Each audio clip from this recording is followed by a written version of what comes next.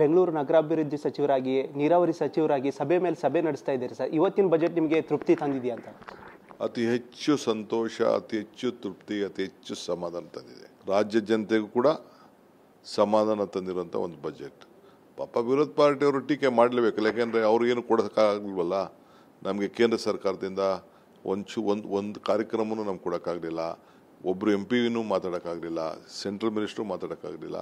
So ಅದಕ್ಕೆ ಏನಾದ್ರು ಮಾಡಿ ಬರೀ ಪುಟ್ಟಿ ಖಾಲಿ ಟ್ರಂಕ್ ಕೊಟ್ಟು ಕಳಿಸಿದ್ರು. ಅಟ್ಲೀಸ್ಟ್ ನಾವಾರು ಕೂಡ ರಾಜ್ಯದ ಜನತೆ ಕೊಟ್ಟಿದ್ದೀವಿ, ಮತ್ತು ಒಂದೇ ಪಾರ್ಟಿಗೆಲ್ಲ ಕೊಟ್ಟಿರೋದು.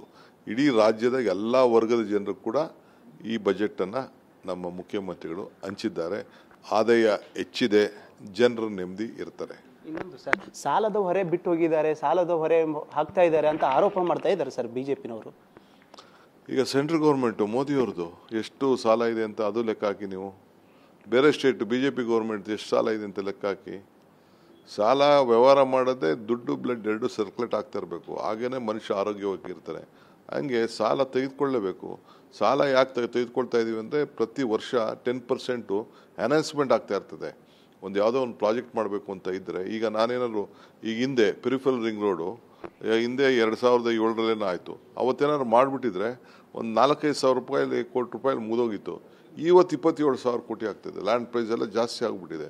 ಹಂಗೆ ಈ ಸಾಲದ್ದೇನು ಜಾಸ್ತಿ ಅಲ್ಲ, ಮುಖ್ಯ ಅಲ್ಲ. ಟೈಮಲ್ಲಿ ಪ್ರಾಜೆಕ್ಟ್ ಮುಗಿದೋಗ್ಬೇಕು, ಯಾವಾಗ ಮುಗಿಬೇಕು ಆಗ ಮುಗಿದು. More the delay more the burden on the government.